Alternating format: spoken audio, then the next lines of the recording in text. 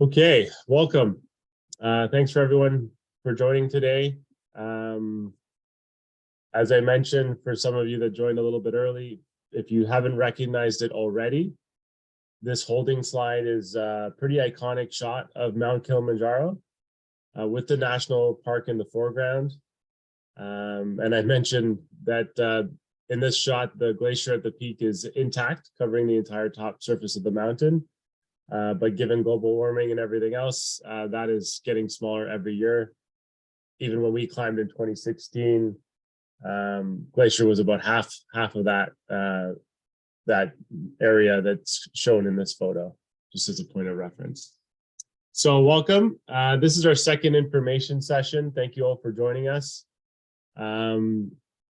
Just a few housekeeping items. As I mentioned off the top, the session is going to be recorded. We're going to host it on our YouTube channel. So if you know anyone that may be interested in the climb, maybe potentially someone that you want to invite to join you on this journey, you can share that information easily post-session.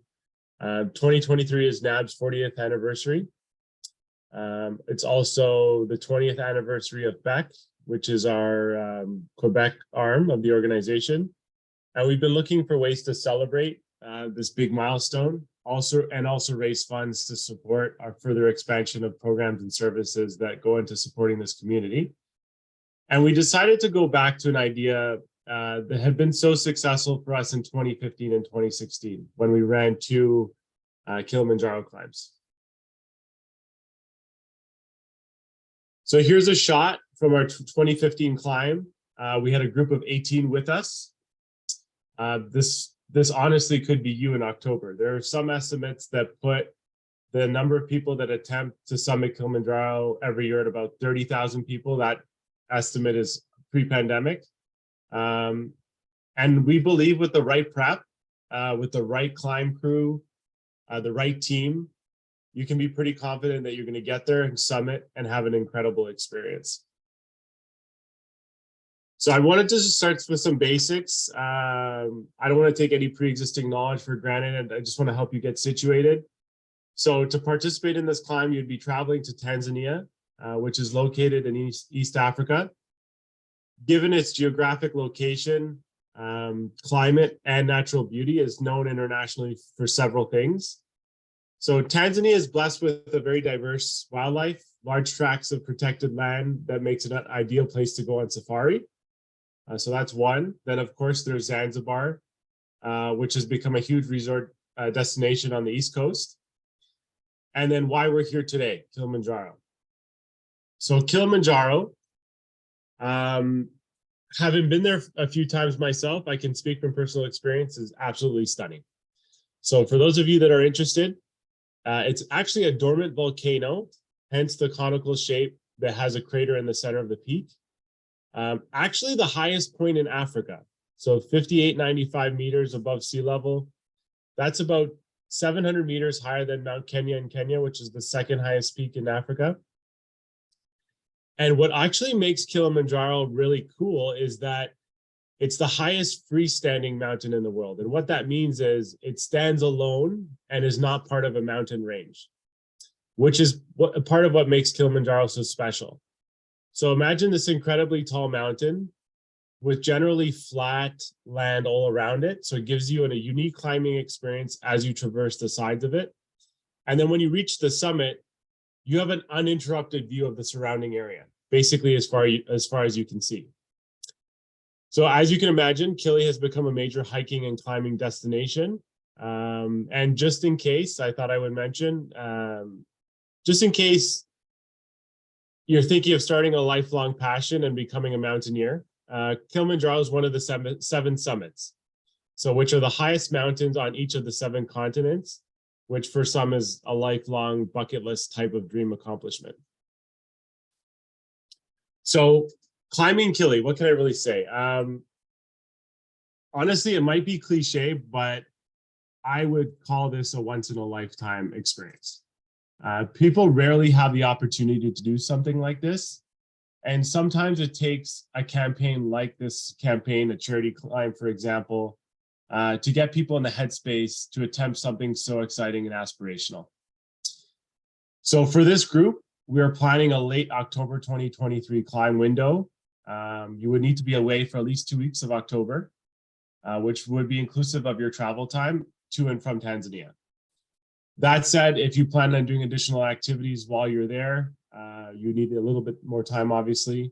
We'll talk a little bit about that later. It's an incredible experience. While challenging, it's very achievable with the right prep and the key being the right climb team. Almost anyone can summit. And to be clear, this is a multi-day hike.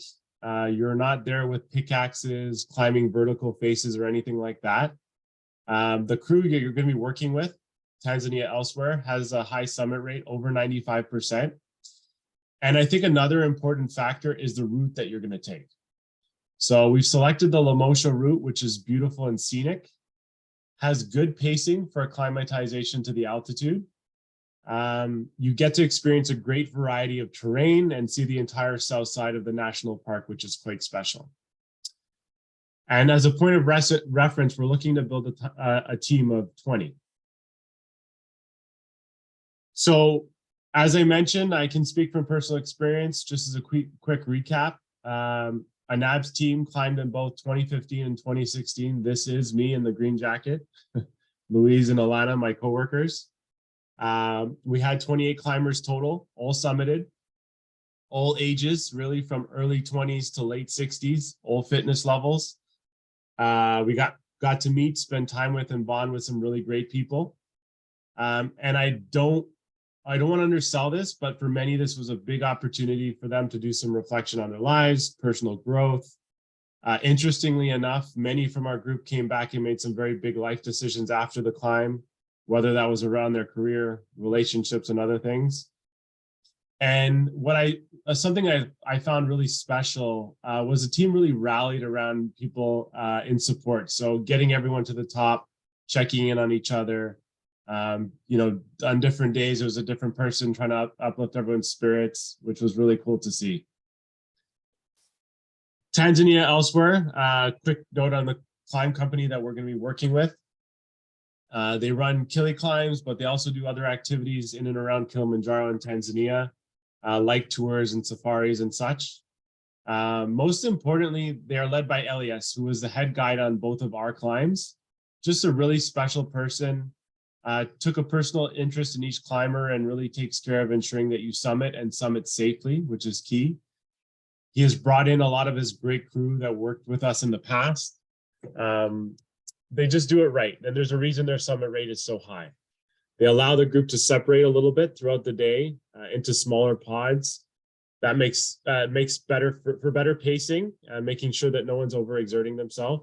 Safety is their number one priority. So they do two checks a day, how you're feeling, food and hydration, heart rate.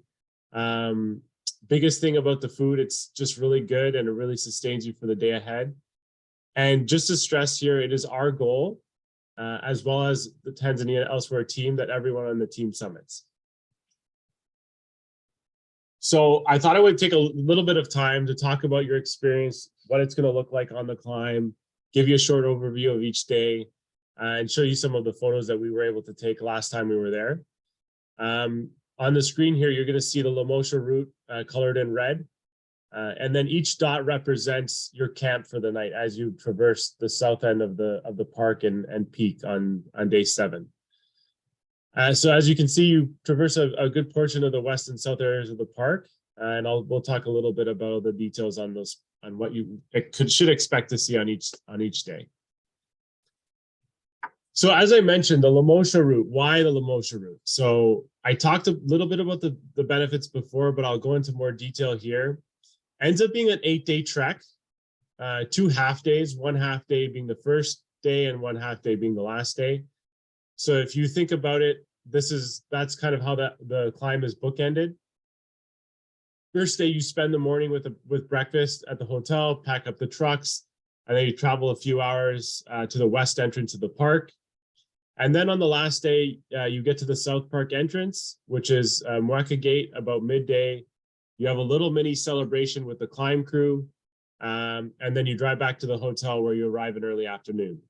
So Lemosho is considered one of the most beautiful routes. Panoramic vistas as you traverse the south side of the mountain, variety of terrain, so rainforest, tundra, desert, really quite interesting. Also key here is that it has a high summit rate.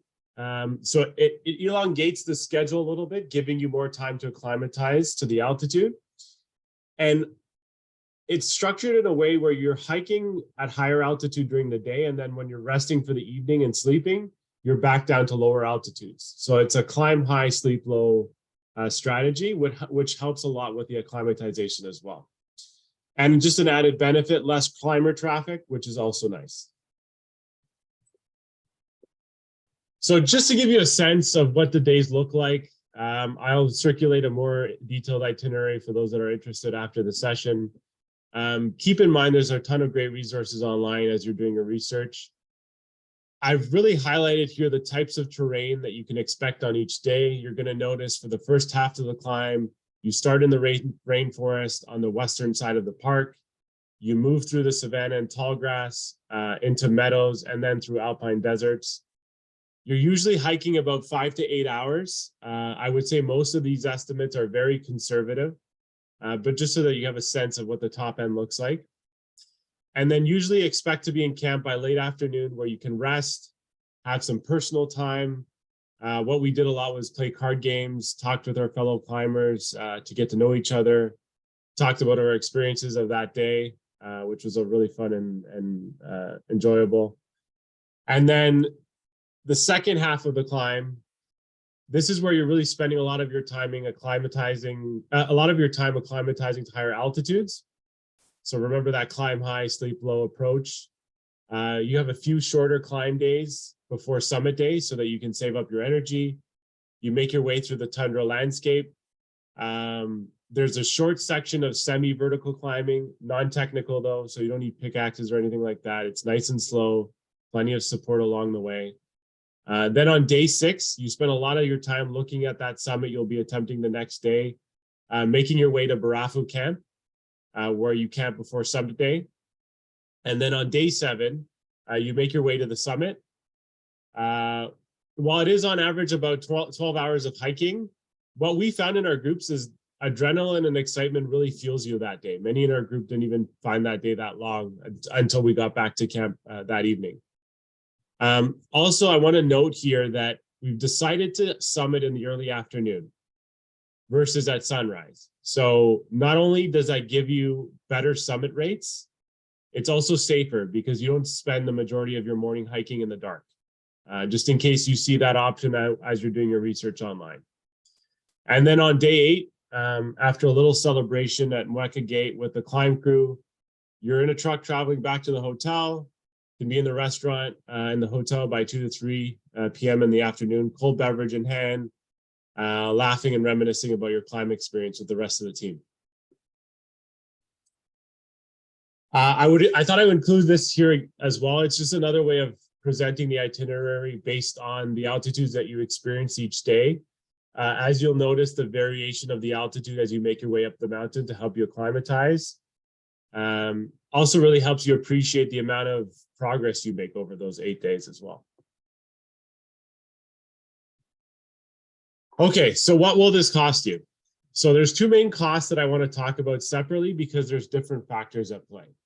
So for the climb itself, the all-in cost for the entire experience is $5,000. That number will be dependent on the final size of the group, but will be $5,000 or less for sure. All-inclusive price includes everything from the moment you arrive in the airport in Kilimanjaro to be picked up to the moment you're dropped off and leave from the same airport to come back home. So transportation to and from, your costs at the hotel, meals pre and post climb, then of course all the climb costs. So park fees to enter the park, food and beverage, all the staff costs, climb rentals. The only thing it doesn't include is alcohol.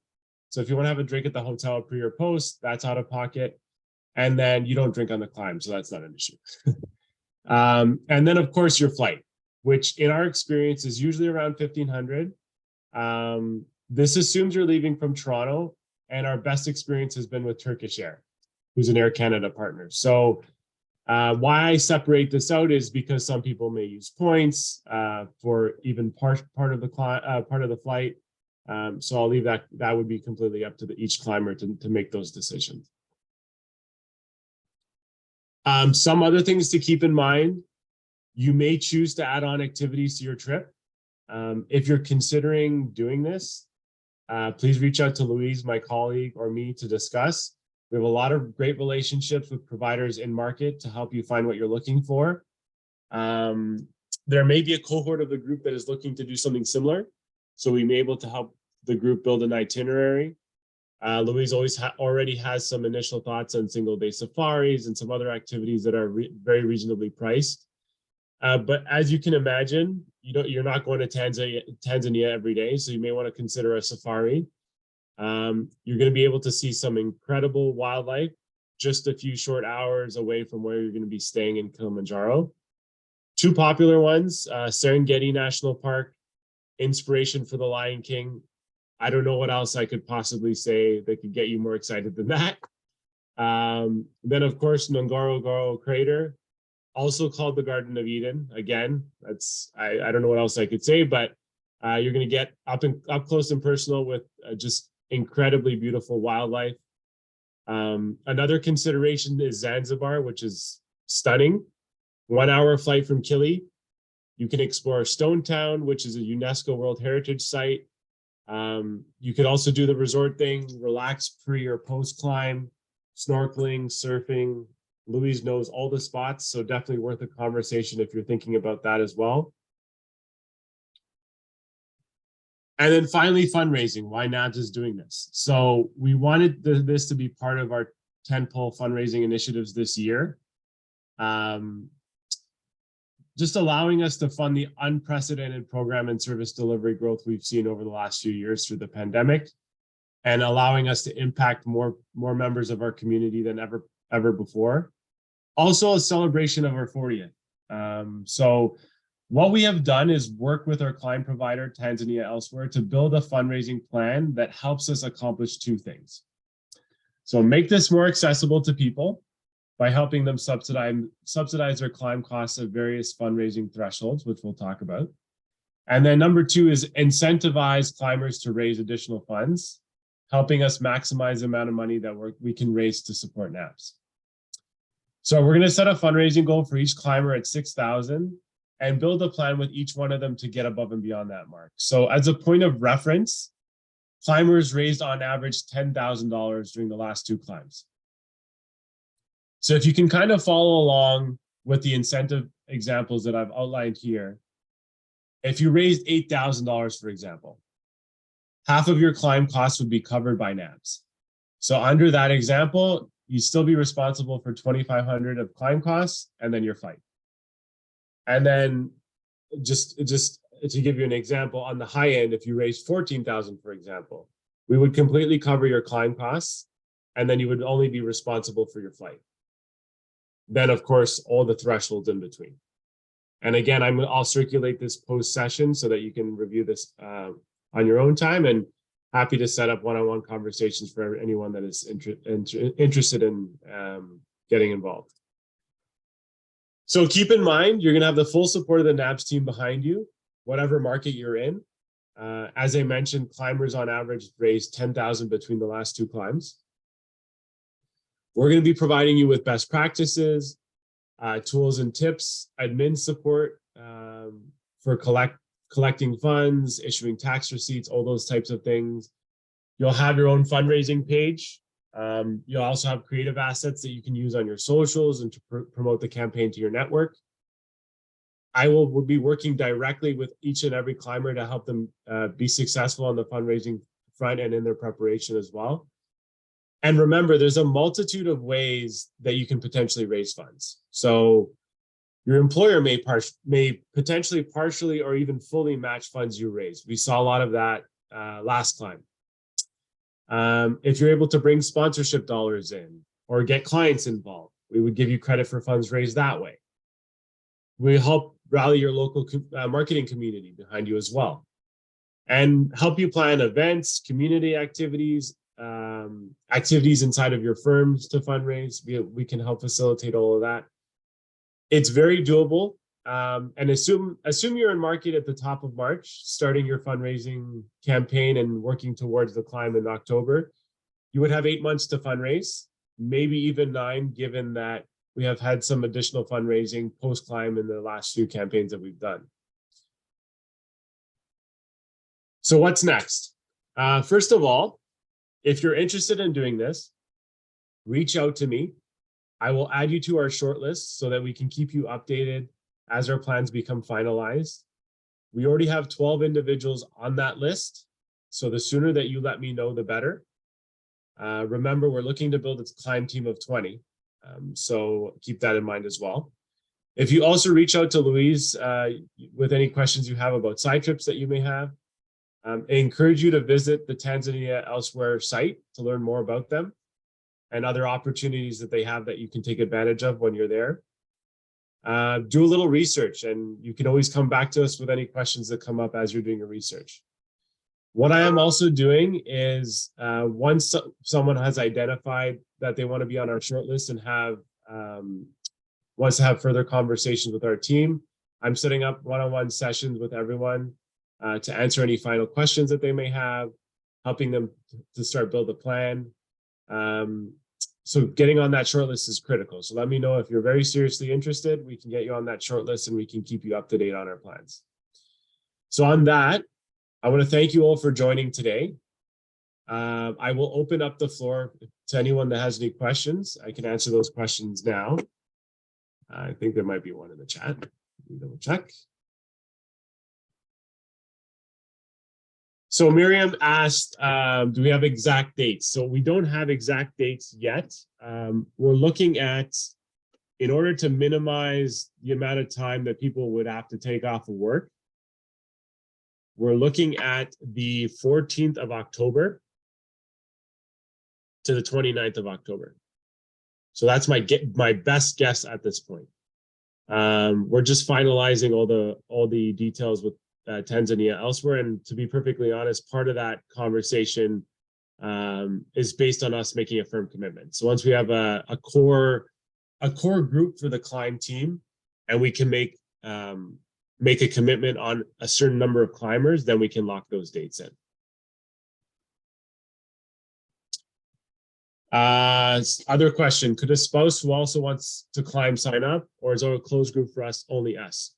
Orla, anyone can do the climb. Obviously the fundraising component is very industry focused, but if someone external to the industry wanted to do this climb and wanted to get involved, that's also a possibility. So if that's something that you want to look at, I encourage you to reach out and let me know if you want to be on the short list, and you and I can have a one-on-one conversation on what that would look like from a fundraising perspective and a team perspective. Anyone else have any questions? I think some of a lot of the questions are going to come up as you're doing your independent research and have an opportunity to look into the climb in more detail. As you're reviewing some of that information, I'm sure you're going to have questions. 3 members of our team have done it. So Louise, myself, and Alana, who I believe is on this call right now as well, have all done it. So we can speak from personal experience. Louise has been to Kilimanjaro and the surrounding area, I think 4 or 5 times now. So she knows the area really well, and she has a lot of great relationships with local providers and market. So as I mentioned, as you're inevitably looking at what else you can do when you're there, and I would definitely recommend a safari while you're there.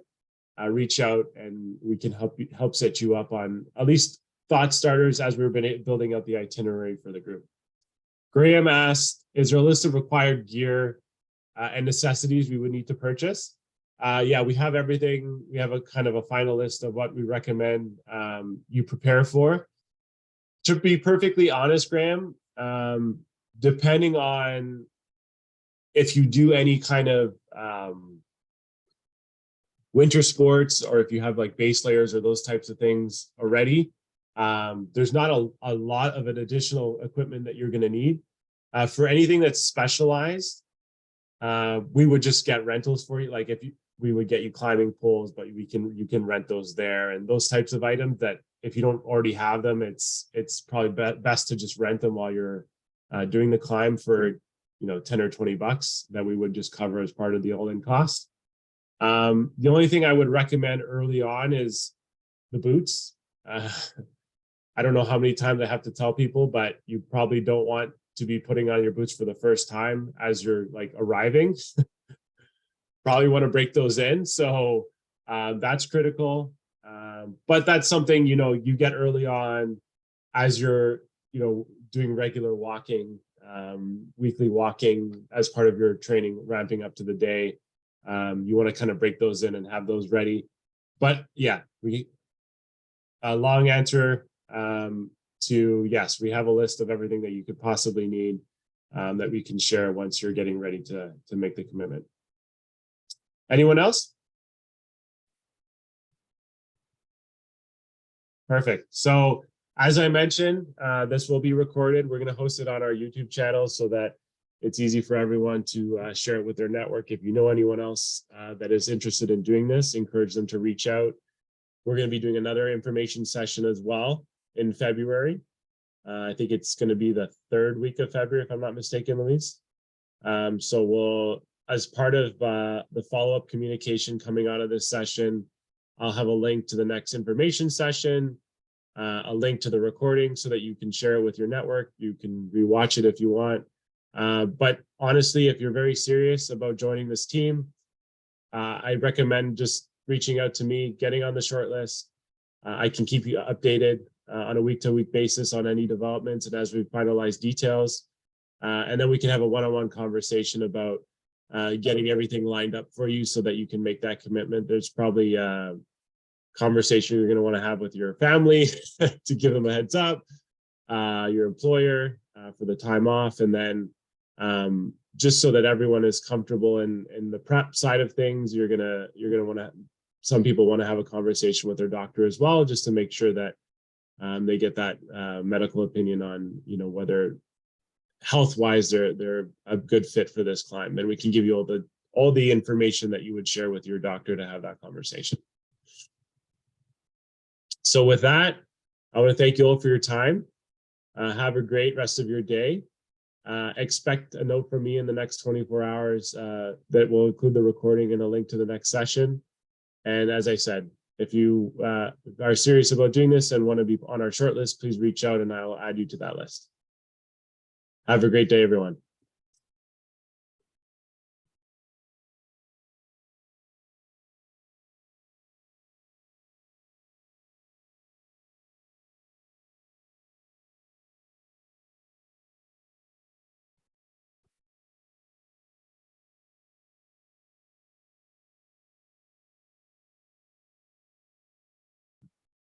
It's like